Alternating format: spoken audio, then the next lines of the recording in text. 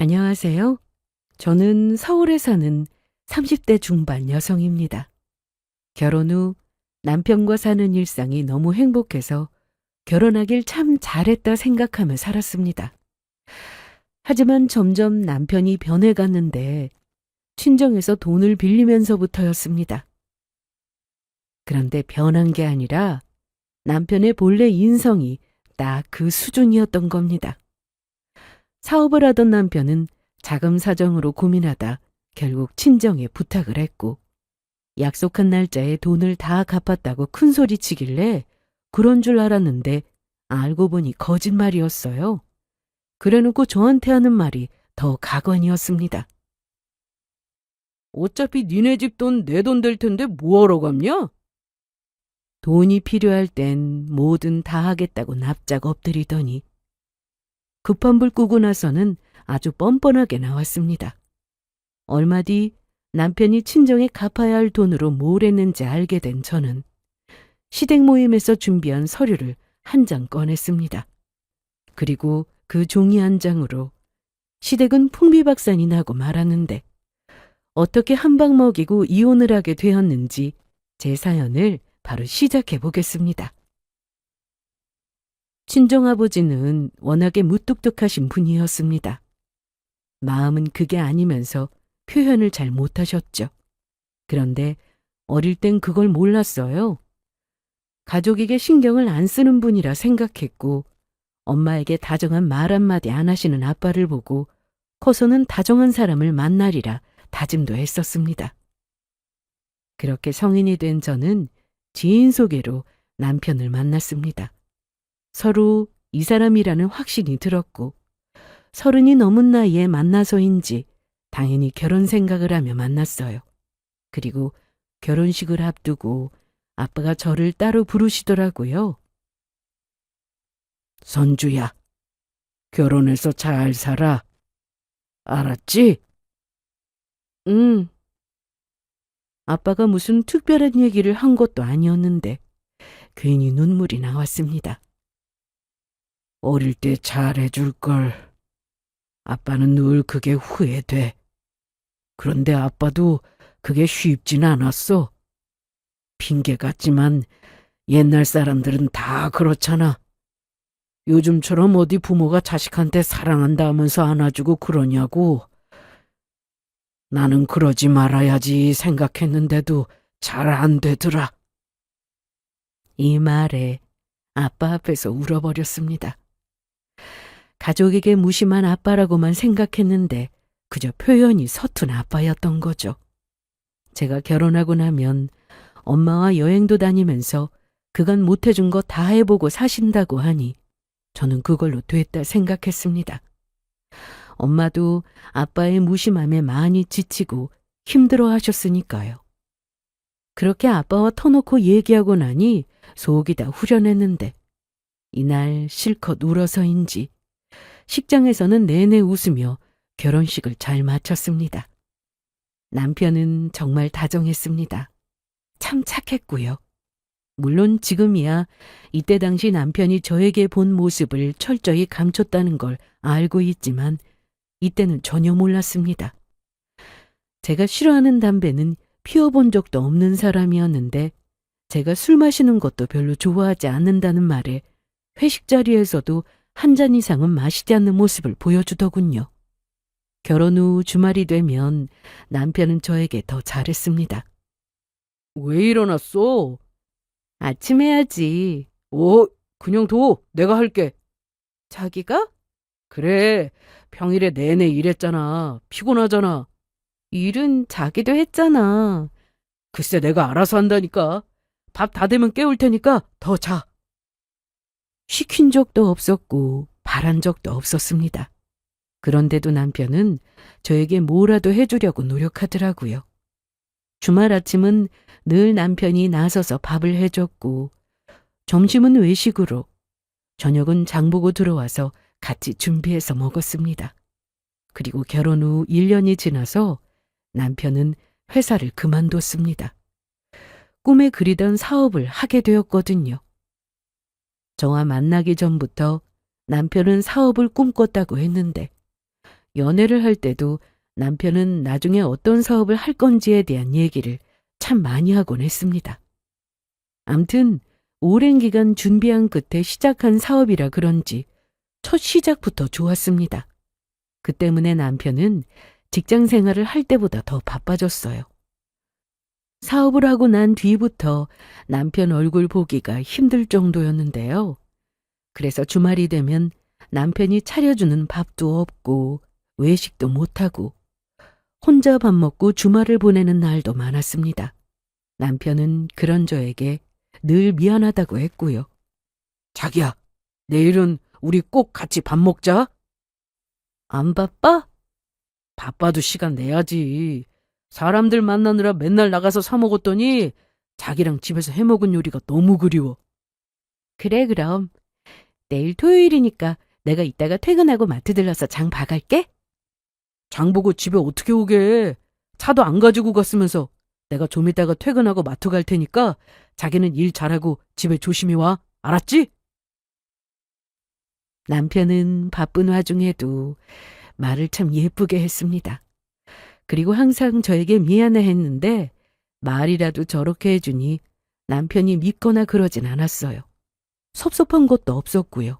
오히려 나가서 돈 번다고 고생하는 남편이 그저 짠하고 안쓰러울 따름이었습니다. 시댁은 집에서 거리가 좀 있는 지방이어서 특별한 날 아니면 갈 일이 없었는데요.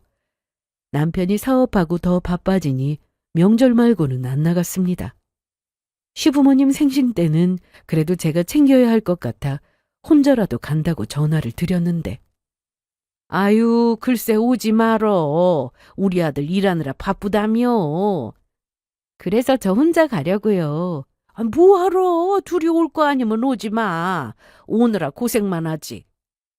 아무래도 생신 때 자기 아들 보고 싶지 며느리만 보고 싶진 않으셨겠죠.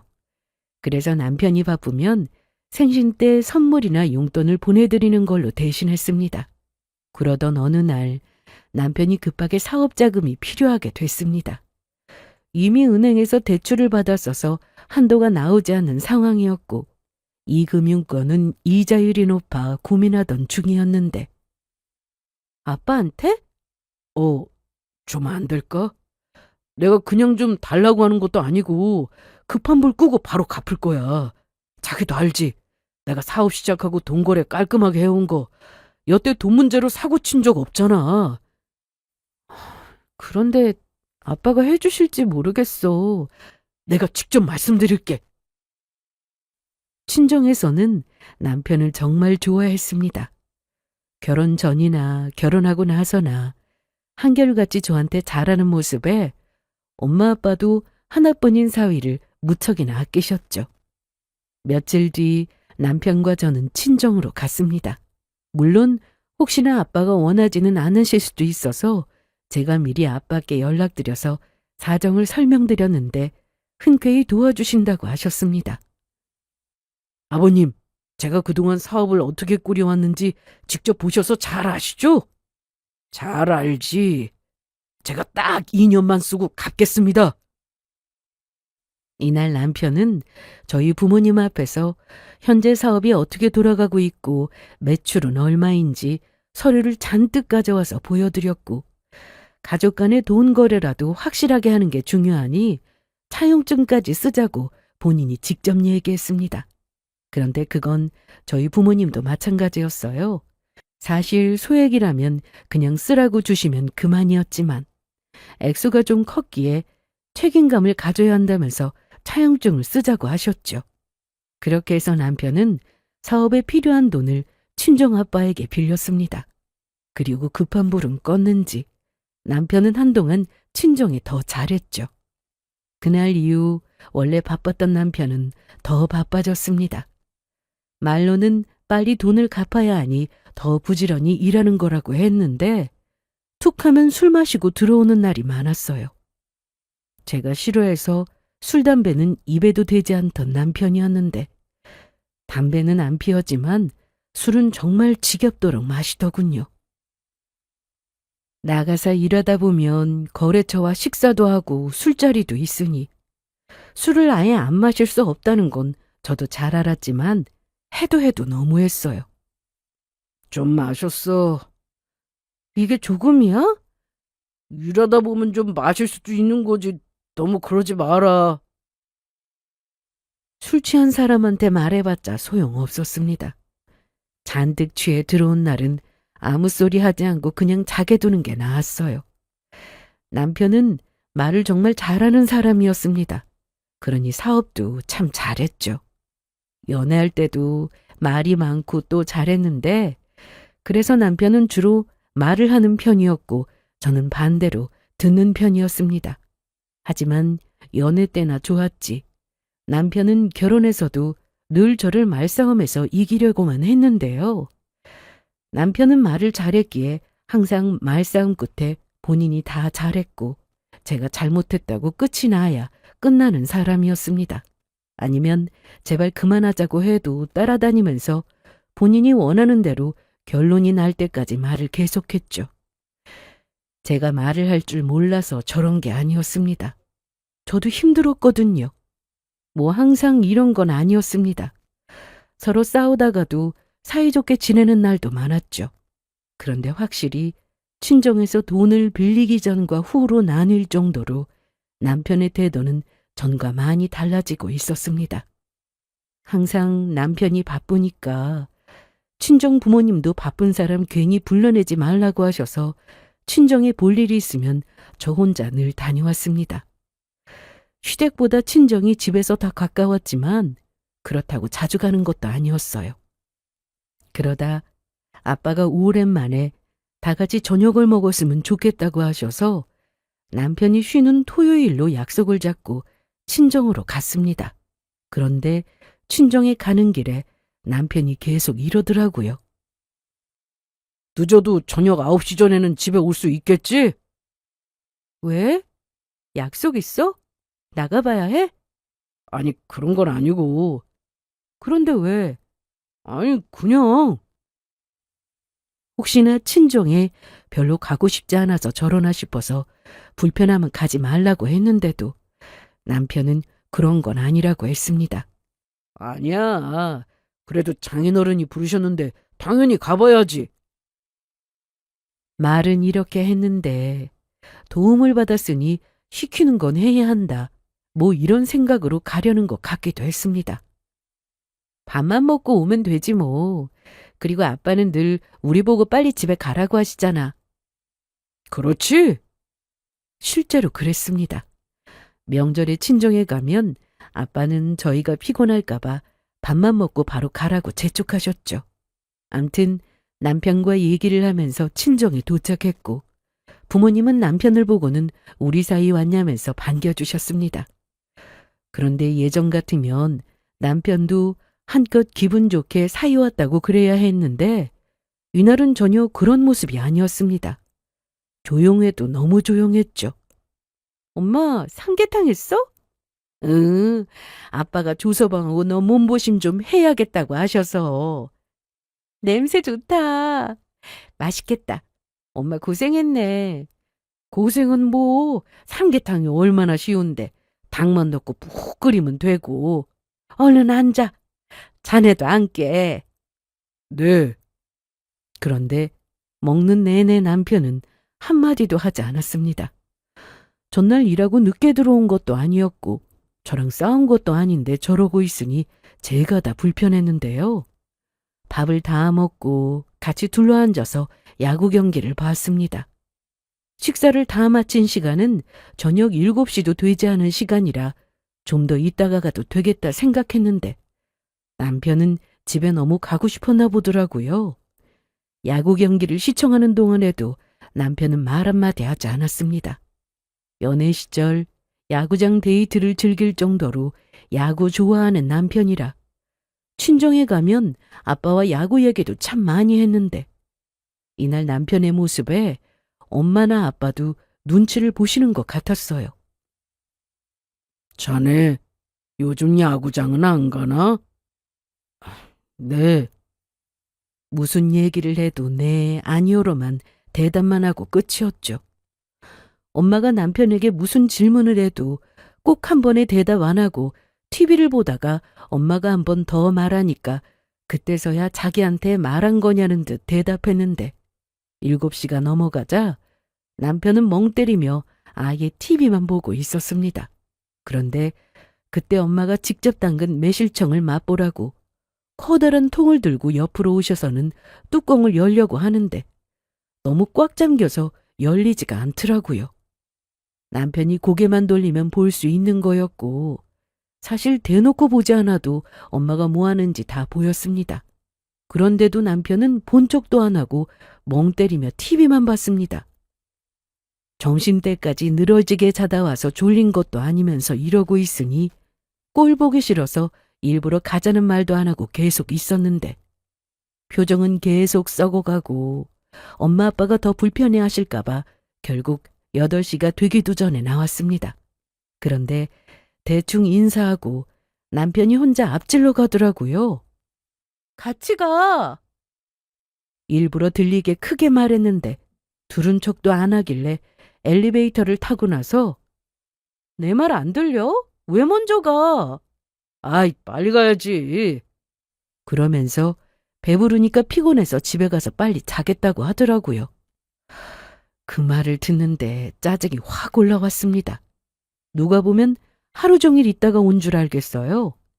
이날 집에 도착 후 남편은 작은 방으로 쏙 들어갔습니다. 저는 시댁에 가면 기본 5, 6시간은 앉아서 같이 말동무도 해드리고 맞장구도 잘 쳐드렸습니다. 자주 가는 것도 아니고 어른들 앞에서 그게 예의라고 생각했어요.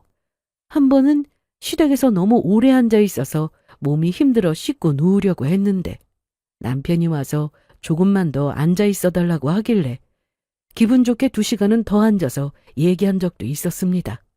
전 그렇게 노력을 했는데 정말 어쩌다 한번 보는 친정 부모님 앞에서 고작 3시간도 안 되는 시간 동안 불편한 티 팍팍 내는 남편이 너무 괘씸하면서도 눈물이 나더라고요. 그래서 작은 방 문을 벌컥 열었습니다. 피곤하고 졸리다기에 누워서 자는 줄 알았는데 글쎄 컴퓨터 게임을 켜서 게임을 하고 있었습니다. 정말 그 모습을 보는데 할 말을 잃었죠. 생각할수록 정말 기가 막히다. 뭐가? 3시간도 안 되는 시간이 그렇게 불편했냐? 피곤한 걸 나더러 어떡하라고. 그럼 나도 자기가 한 만큼 똑같이 할까? 그럼 이제 각자 집에서 알아서 하자. 기가 막혔습니다. 저희는 싸우고 나면 우리 그만 화해하자 이런 말 없이 그냥 시간이 지나면서 자연히 풀어지면서 다시 대화하곤 했습니다. 그런데 이번에 싸운 건 좀 오래 갔죠. 제가 남편에게 실망한 게 좀 크기도 했고요. 그러던 어느 날 저는 회사에서 9시 반까지 야근을 했는데 정리까지 하고 나서 집 근처까지 왔더니 밤 11시가 다 되어가고 있었습니다. 큰 길을 지나 집까지 가려면 좀 어두운 골목길을 지나가야 했는데 평소 퇴근길에는 사람들도 많이 지나다니는 길이라 괜찮았지만 이날 사람도 없었고 유독 무서웠습니다. 왜냐하면 며칠 전 저희 동네에서 폭행 시비 때문에 뉴스 기사에 나오기도 했거든요. 암튼 그 기사도 생각이 나고 골목으로 들어가려니 붉은색 점퍼를 입은 남자가 골목에 서 있는 게 보였습니다. 아무것도 안 하고 서서 담배만 피우길래 처음에는 그냥 지나가는 행인이겠지 생각하고 말았죠. 멀리서부터 걸어오면서 점퍼색이 눈에 들어와 신경이 쓰였는데 제가 근처까지 가는 동안 꼼짝을 안 하더라고요. 그러다 저와 눈이 마주쳤고 저는 급히 바로 앞에 있는 동네 슈퍼로 들어갔습니다.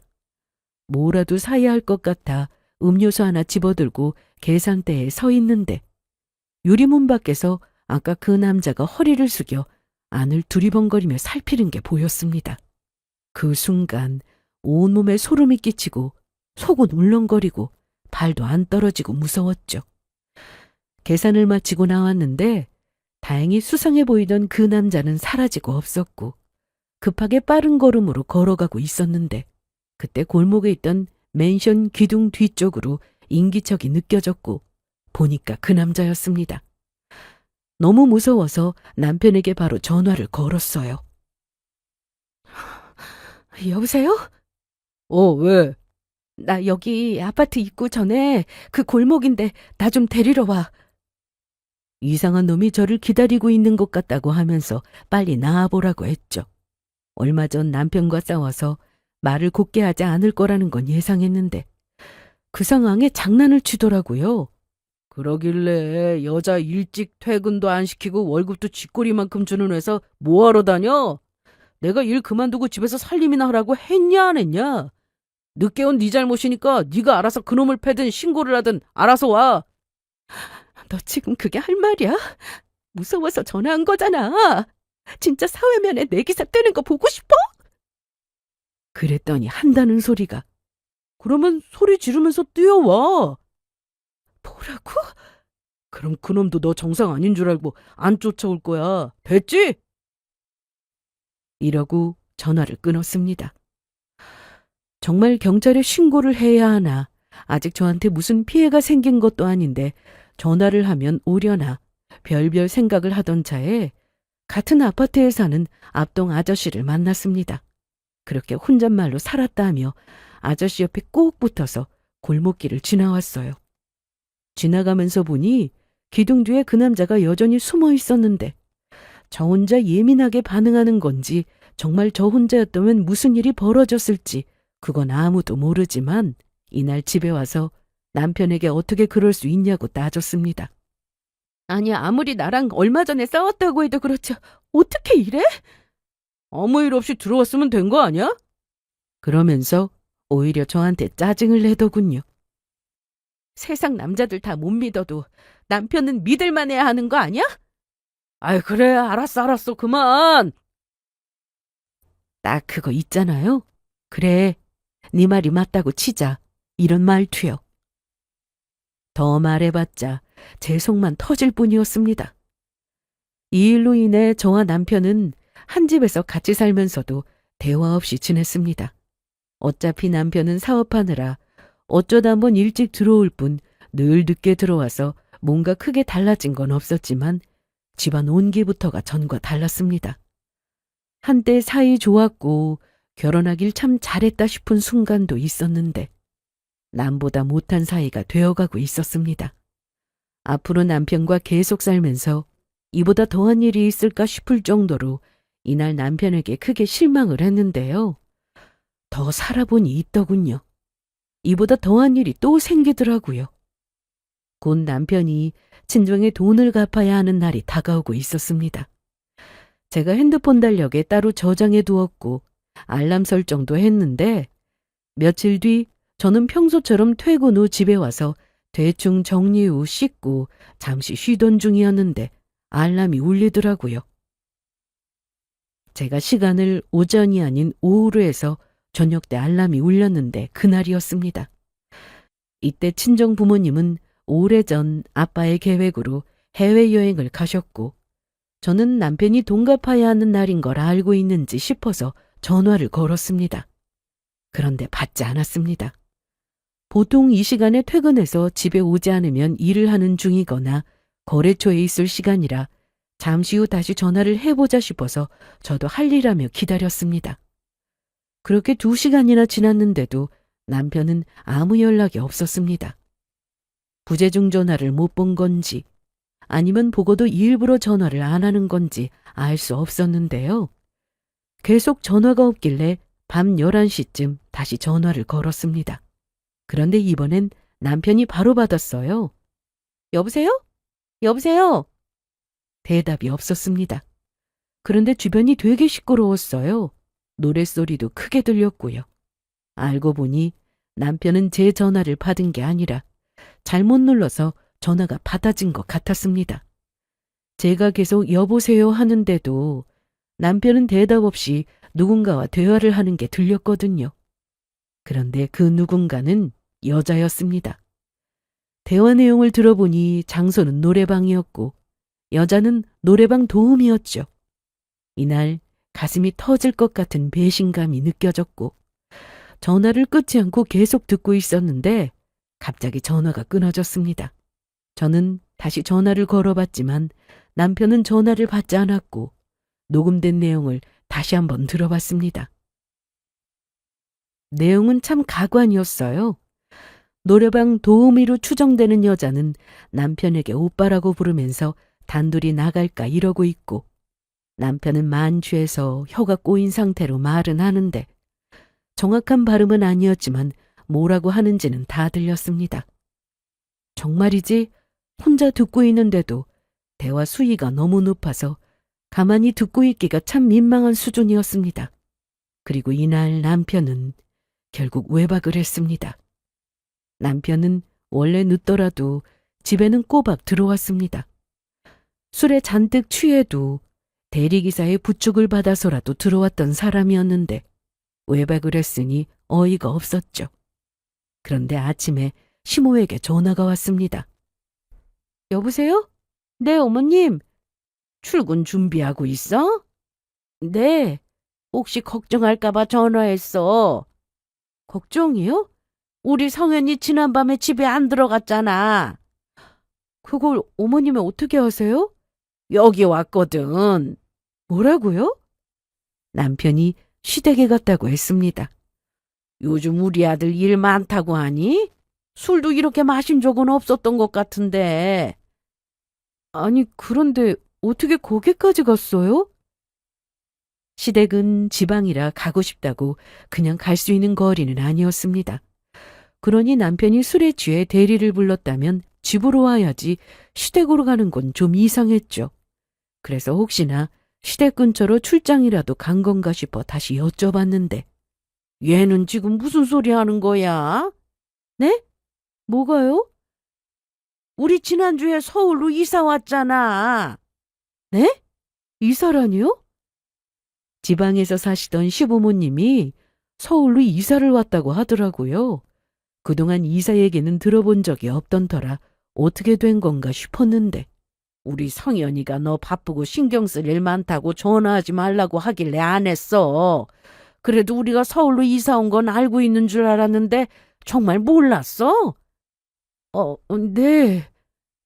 저는 이날 출근을 해서도 남편의 행동에 화가 난 상태였습니다. 그리고 퇴근할 때쯤 되니 시모한테 문자가 한 통 왔는데, 남편이 속이 쓰려서 약 먹고 누웠다면서 하루 더 재운다는 내용이었습니다. 그래서 저는 시댁 주소를 묻고는 퇴근 후 시댁으로 갔습니다. 어머님, 왔어? 아파트로 이사 오셨네요. 그래, 빌라 살다가 아파트 오니까 좋긴 하더라. 아버지는 저녁 운동 가셨고 우리 성현이는 방에서 이제 막 잠들었다. 내내 속쓰리다고 해서 내가 죽여주고 그랬는데 좀 자게 둬. 어느 방이에요? 아이, 글쎄 두라니까. 얼굴만 보고 갈게요. 저기 작은 방. 그렇게 저는 작은 방문을 조심스레 열었고, 남편은 바닥에 이불 깔고 누워 있었습니다. 그런데 시모는 남편이 자고 있다고 했지만 딱 봐도 자는 척이었습니다. 제가 방문을 열었을 때 급히 핸드폰을 숨긴 건지 이불 속에서 무슨 소리가 나고 있었거든요. 일어나. 안 자고 있는 거 다 알아. 왔어? 어디서 자는 척이야? 깜빡 잠들었어. 지금 이 상황 뭐야? 설명해봐. 뭐가? 시댁 이사했다는 얘기는 왜 안 했고, 지난밤에 내 전화는 왜 안 받았는데? 아, 그게 말하려고 했는데 말할 타이밍을 놓쳤어. 너랑 싸우기도 했고, 내가 일 때문에 바쁘기도 했고. 아, 그래? 일하느라 바빴다고? 오, 돈은 갚았니? 무슨 돈? 어제 돈 갚는 날이었는데? 아빠한테 빌린 돈 말이야. 확실해?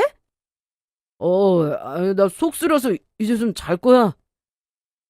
남편도 꼴 보기 싫고 바로 가려고 방문을 닫고 나왔는데, 시모가 그래도 차 한잔 하고 가라며 저를 붙잡았습니다. 아니요, 저 그만 가볼게요. 벌써? 그러면 요 앞에까지 같이 나가자. 나오지 마세요. 네 아버지 만나서 나도 운동 좀 하고 들어가려고 그래. 그렇게 같이 나왔는데 시모가 이런 말을 했습니다. 우리 성현이한테 너무 잔소리하지 마. 네? 그래도 저렇게 일 열심히 하느라 고생하는데 너무 그러지 말라고. 요즘 세상에 돈 벌어서 자기 부모 집 사주는 아들이 어디 있어. 자기들 먹고 살기 바쁘지. 안 그래? 집을 사주다니요? 이 아파트 성현이가 사줬잖아. 아니, 너 나 아는 게 왜 이렇게 없어? 몰랐어? 모르는 얼굴인데? 암튼 우리 아들처럼 착하고 정직하게 사는 사람도 드물 거다. 착실하잖아. 그러니까 술 마시고 늦게 들어온다고 바가지 긁고 그러지 말어. 난 이쪽으로 올라갈 건데. 넌 어디로 가니? 저는 여기서 버스 타면 돼요. 그래, 그럼 조심히 가. 아참, 2주 뒤에 근처 사는 친척들 불러다가 간단히 밥 먹기로 했으니까 그날 너도 와. 알았지? 이날 집에 와서 저는 바로 엄마 아빠에게 전화를 걸었습니다. 여행 중이셔서 통화가 잘 안 되는데 이날 전화를 받으시더라고요. 여보세요? 엄마? 선주야. 여행은 어때? 재밌어? 좋지. 그런데 다리가 너무 아파서 오늘은 나갔다가 바로 들어왔어. 우리 내일 비행기야. 알아. 그런데 아빠는? 아빠 지금 씻어. 왜? 아니, 어제 남편이 돈 갚는 날이었잖아. 그래서 돈 받았나 물어보려고. 안 그래도 그 얘기 했는데 한국 들어가서 전화해보자고 했어. 그럼 돈 못 받았다고? 우리 돈 받은 거 없어. 갚았다고 했는데? 누가? 조서방이? 무슨 소리야? 잠깐만 있어봐. 아빠 나오셨다. 선주냐? 네, 아빠. 돈 받은 거 없어. 뭐 하루 이틀 늦게 받으면 어때서? 그러니까 일부라도 받은 돈은 없다 이거지? 그렇다니까. 알았어요. 내일 비행기 잘 타시고 도착하면 전화 주세요. 그래, 알았다. 부모님과 통화 후 뭔가 이상했습니다. 그런데 생각해보니 남편이 연애 때부터 자주 하던 말이 하나 있었는데 그건 바로 나중에 엄마 아빠 좋은 집 사드리고 싶어. 이 말이었어요. 시댁은 지방에 있는 작은 빌라였고 평수도 작고 오래된 건 물론 전세였습니다. 집주인이 집 팔 생각이 없다고 해서 전세가 아니라 자가처럼 오래 살고 계셨는데 남편 입장에서는 아무래도 신경이 쓰였겠죠. 부모님이 전세 살고 계시니 번듯한 집 한 채 마련해드리고 싶었을 겁니다. 그런데 사업하면서 돈이 필요해 친정에서 빌려 쓰면서 아무리 서울 변두리라고 하지만 아파트를 어떻게 사드렸을까 생각했더니 답이 딱 나오더라고요. 친정에 갚아야 할 돈으로 시댁 아파트를 사드린 거였습니다. 그래서 저는 바로 남편에게 전화를 걸었습니다. 왜? 돈 갚았다며? 야, 똑바로 말 안 해? 엄마 아빠랑 방금 통화했어. 여보세요? 어떻게 된 거냐고. 그런데 남편이 아주 이상한 말을 했습니다. 뭐가? 정확히 어제 날짜로 돈 갚기로 한 거 아니었어? 그거 약속하고 돈 빌린 거잖아. 꼭 갚아야 해? 그게 뭔 소리야? 아니, 어차피 니네 집 돈이 내 돈 될 텐데 뭐하러 갚냐고. 그냥 미리 좀 받았다 생각하면 되는 거 아니야? 뭐라고?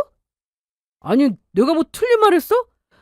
솔직히 말해서 아직 먼 얘기이긴 하지만 장모님 장인어른 나중에 돌아가시면 그 재산 네가 물려받을 거잖아.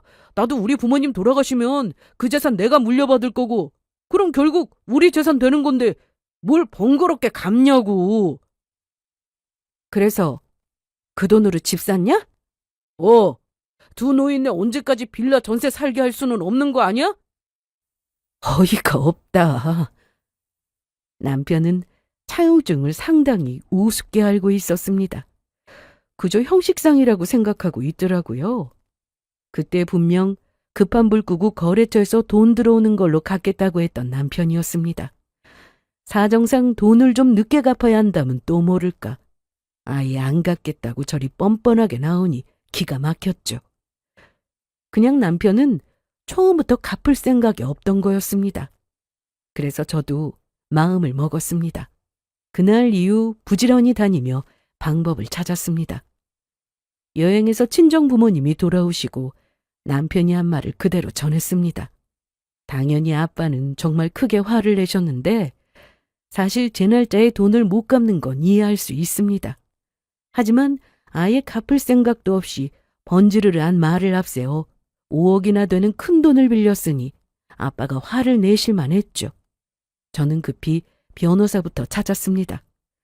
그리고 증거가 될 수 있는 것부터 확인하라고 해서 정리를 해봤더니 충분하더라고요.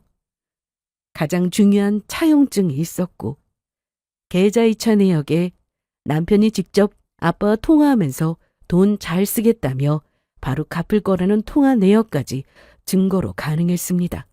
저는 만반의 준비를 끝내놓고 시모가 오라고 한 그날만을 기다렸습니다. 남편은 시댁 모임이 있다는 것도 저에게 말해주지 않았는데요. 상관없었습니다. 날짜도 알고 집 주소도 아니까 저 혼자 찾아가면 그만이었습니다. 그런데 이날은 손님과 함께 찾아갔습니다. 시댁 모임 당일 저는 시모가 말씀하신 시간보다 약간 늦게 찾아갔습니다. 이왕이면 주목을 받았으면 싶었으니까요. 이게 보통 일이 아니다 보니 이날 모이기로 한 사람들이 다 모였을 때 주인공처럼 등장하고 싶었습니다. 현관 초인종을 누르자 문을 열어준 사람은 남편이었습니다. 너 뭐야? 뭐긴, 나 초대받고 왔는데? 누가 널 불렀는데?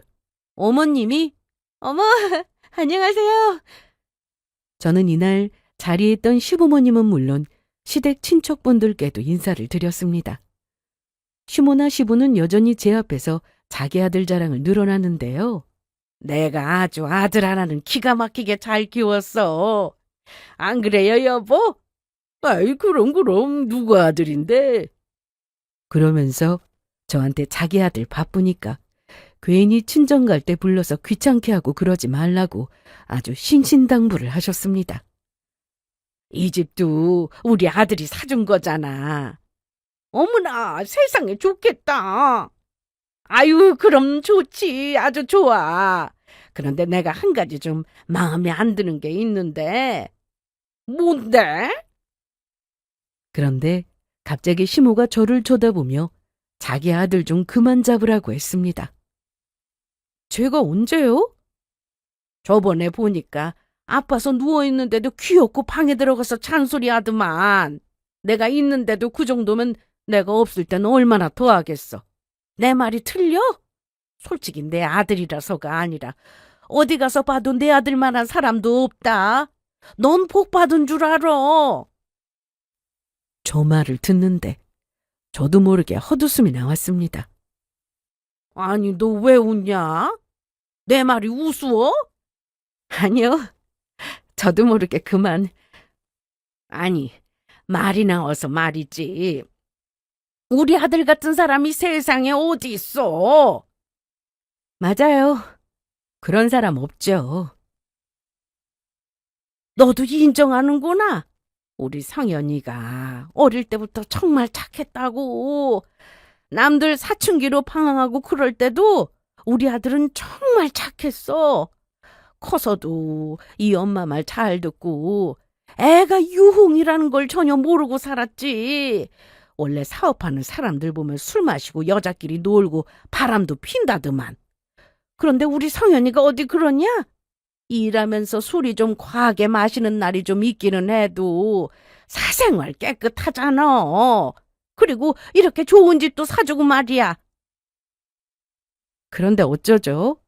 이 집에서 오래 못 사실 것 같은데. 너 그게 무슨 말이냐? 야, 이손주, 너 그만 가라. 분위기 망치지 말고. 붙잡아도 갈 거야. 그런데 아직 할 말이 남아있어서 말이야. 무슨 말? 저는 가방에서 서류 한 장을 꺼냈습니다. 누구를 드려야 하나? 뭔데 그래? 이리 줘봐. 이게 뭐야? 한글 몰라? 내가 읽어줘? 서류는 해당 아파트를 가압류한다는 신청서였습니다. 알아보니 시댁 명의가 남편으로 되어 있더라고요. 차용증으로 부동산 가압류 신청이 가능하다는 말에 혹시나 나중에 재산 빼돌릴까봐 빠르게 제출했습니다. 아니, 이게 뭔데 그래? 참나. 야!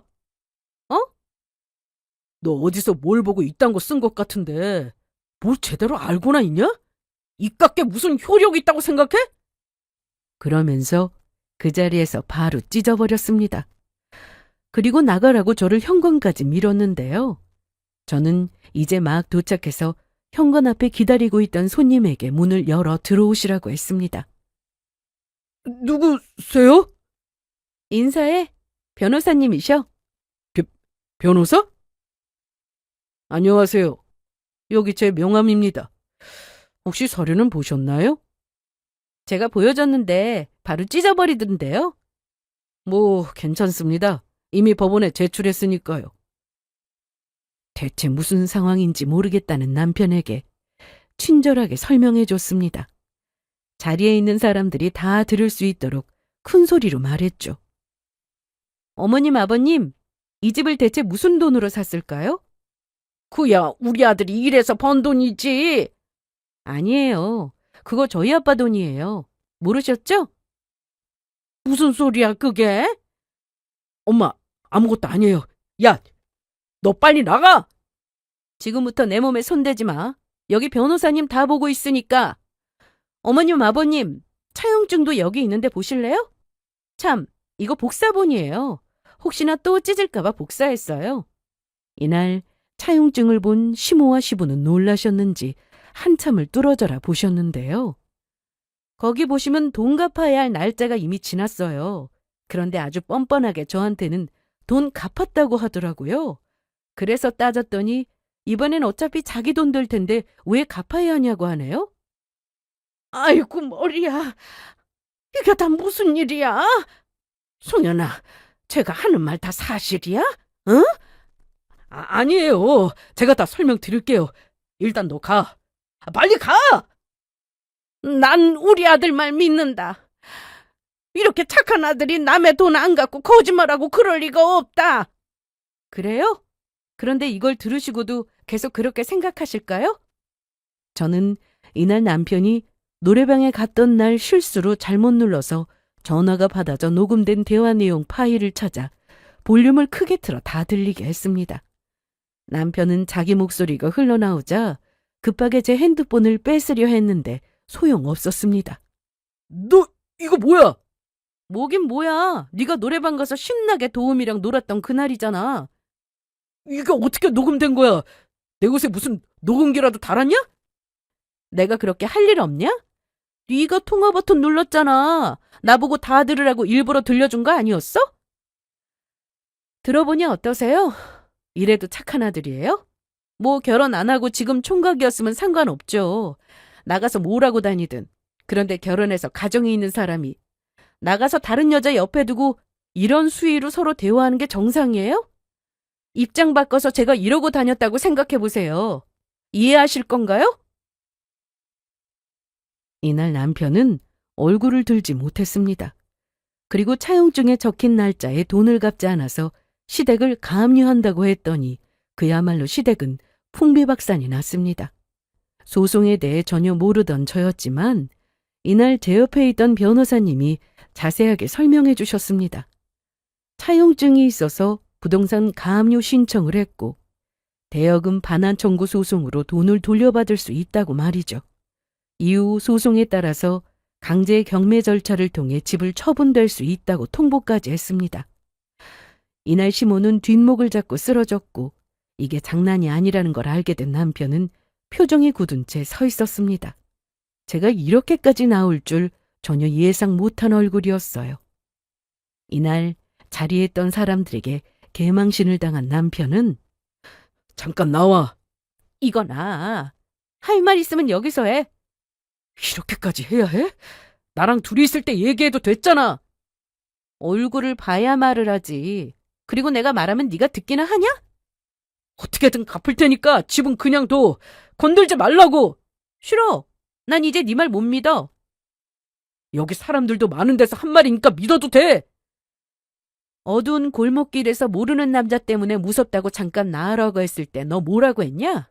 소리 지르면서 뛰어나오면 정상 아닌 줄 알고 안 쫓아올 거라고? 참나.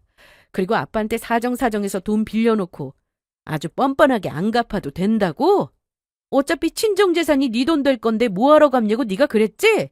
그런데 그럴 일은 없어. 너랑 이혼할 거거든. 저는 이날 할 말 다 하고 이혼 신청서까지 던져놓고 시댁에서 나왔습니다. 이제 법대로 처리하기만 하면 됐어요. 이 상황이 아쉬운 쪽은 당연히 남편이었습니다.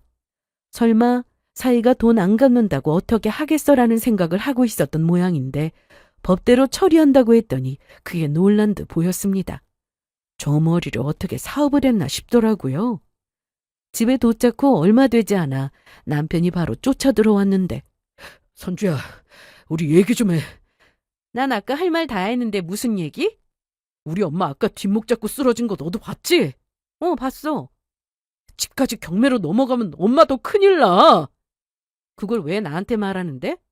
나랑 무슨 상관이야? 야, 이선주! 너 그렇게 말하면 안 되지. 안 되긴 뭐가 안 돼. 네가 네 입으로 그랬잖아. 각자 집에 알아서 하자며. 그럼 너네 가족은 네가 신경 써. 집을 사주려면 네 돈으로 알아서 하라고. 왜 우리 아빠 돈으로 집 사서 생색을 내는 건데? 본인이 내뱉은 말이 있어서인지 아무 말도 하지 못했는데 저는 남편 꼴 보기 싫어서 친정으로 갔습니다. 그리고 한동안 야근이 잡혀 있어서 아빠가 걱정된다며 당분간 친정에서 출퇴근을 하라고 하셨고요. 그때 골목 사건에 대해서 아빠도 알고 계셨거든요. 남편은 이번 일을 빨리 해결해야 했기에 저에게 계속해서 전화를 걸어왔습니다. 그리고 딱 한 번 전화를 받아서 할 말 있으면 친정으로 오라고 했습니다. 그날 저녁 남편은 정말 친정으로 찾아왔습니다. 당연히 아빠는 불같이 화를 내셨죠. 선주야, 일단 집에 가자. 싫어. 자네 내 딸한테 이게 뭐하는 짓이야? 장인어른, 제가 어떻게 해서든 그 돈 꼭 갚겠습니다. 지금 알아보고 있습니다. 돈이야 당연히 갚아야지. 그리고 얘기 들었는데 요즘 세상이 얼마나 흉흉한지 자네도 알면서 그날 내 딸이 나와달라고 전화했는데도 무시했다며? 살면서 아빠가 이렇게 화내시는 건 처음 봤습니다. 저를 혼내실 때도 언성을 안 높이시던 분이었는데 아주 무섭게 소리를 치셨어요. 그게 골목길에서 집까지 얼마 안 되는 거리라 그 사이에 뭔 일이 있겠나 싶어서. 정말로 위험한 상황이었으면 나왔을 거라고 하더군요. 자기 아내한테 뭔 일 생기기 전까진 별일도 아니라고 생각하는 남자를 내가 뭘 믿고 사냐? 미안해 선주야. 이혼하자는 극단적인 말은 그만하고 우리 얘기하자. 이 다음에 하는 말은 더 기가 막혔습니다. 솔직히 남들이 이 얘기 들으면 진짜 별것도 아닌 일에 이혼 소리 한다고 너 비웃어. 이 말에 남편의 실체를 완전히 알게 된 기분이었습니다. 그래? 그럼 비웃음 당하지 뭐. 남들이 뭐라고 하건 이건 이혼감이야. 친정 부모님도 계셨는데 이렇게 말하는 걸 보고 부모님까지 얕보고 있었다는 게 확 와닿았습니다. 하지만 친정에 온 이상 남편은 절대로 기분 좋게 돌아갈 수 없었는데요. 내가 우리 딸 손잡고 결혼식에서 자네한테 넘겨줄 때 이 흉흉한 세상에서 나 대신 우리 딸 지켜주라고 보낸 건데 오지 한밤중에 일하고 들어오는 애가 도움을 요청하는데도 그렇게 방관할 수 있나? 그리고 결혼해놓고 어디 밖에 나가서 다른 여자를 만나고 다녀? 제가 장담하는데요. 장인어른이 생각하시는 것만큼 그렇게 위험한 상황 아니었습니다. 또 노래방에 간 건 일 때문에 간 거고요. 거기 도우미가 있어서 대화한 거지 바람 피운 건 아니잖아요. 남편이 그렇게 정신나간 소리를 하고 난 뒤 이 다음부터는 아빠가 정말 알고 계시는 모든 욕을 다 퍼부으셨고 심지어 남편의 뺨까지 때렸습니다. 그런데 한 대로 끝나지 않았어요. 엄마가 너 꼭 데리고 오라고 했어. 가자, 얼른. 가서 집 해결하자. 그건 네 사정이지. 너 혼자 감당해. 대체 내가 뭘 그렇게 잘못했어? 그깟 돈이야 갚아주면 될 거 아니야. 그리고 동네 위험한 거 알면서 늦게 다닌 너는 잘못이 없어? 나도 나가서 똑같이 일하는데 남편이라는 이유로 별일 아닌 일에 마누라 전화 받고 뛰어나가고 그런 의무를 져야 해? 정말이지. 대답할 가치를 못 느꼈습니다. 결국 남편은 아빠에게 한 대 더 맞고 나서야 정신을 차렸는지 잘못했다며 이혼만은 하지 말자고 했는데 못하면 소송을 건다고 했습니다. 남편은 상황이 좋지 못했습니다. 시댁은 가압류가 되었고 회사도 사정이 안 좋은 상태라고 했고요.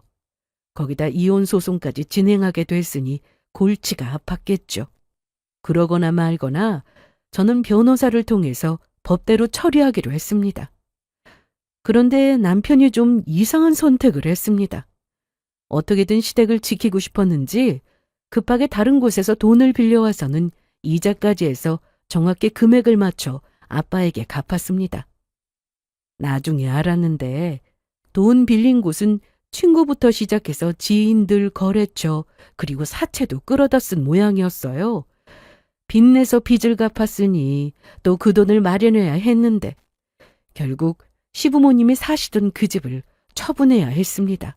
그리고 다시 구축 빌라를 얻었다고 들었는데 한창 사업이 잘 될 때는 돈 걱정 안 하고 살았는데 원래 안 좋은 일은 어깨동무를 하고 온다는 말이 있죠? 남편이 딱 그랬습니다. 얼마 뒤 저희는 완전히 이혼을 해서 남남이 되었는데 저는 아주 속이 다 후련했습니다. 이혼을 하고 전 남편은 몇 번이나 저를 찾아와 불쌍한 척 연기하며 다시 받아달라고 하기도 했는데요. 어림없는 일이었죠. 아빠가 무서웠는지 친정 근처로는 얼씬도 못하면서 회사 근처에 와서 저를 귀찮게 구니 그날 이후로 아빠가 회사 앞까지 데리러 오신 적도 있었습니다. 또 왔냐? 얘기 좀 해. 그래, 하자. 정말? 그런데 저기 아빠가 나 데리러 오셨는데 아빠 차에 타서 얘기하는 건 어때? 아빠 차만 봐도 무서웠는지 바로 도망가 버리던 전 남편이었는데 그날 이후 전 남편은 저를 찾아오지도 연락도 하지도 않았습니다. 듣기론 사업을 접는다고까지 했는데 접든지 말든지 이제 저와 아무 상관없는 얘기고 전 남편이 뭐라고 살든 궁금하지도 않았습니다. 암튼 저는 이혼 후 정말 잘 지내고 있습니다. 그동안 참 많은 일들이 있었지만 잘 해결됐고 또 잘 이겨냈고요. 너무 큰일을 겪어서인지 앞으로는 제발 좋은 일만 가득하길 바라는 마음입니다. 그럼 제 사연은 여기서 이만 마칠게요. 끝까지 들어주셔서 감사합니다.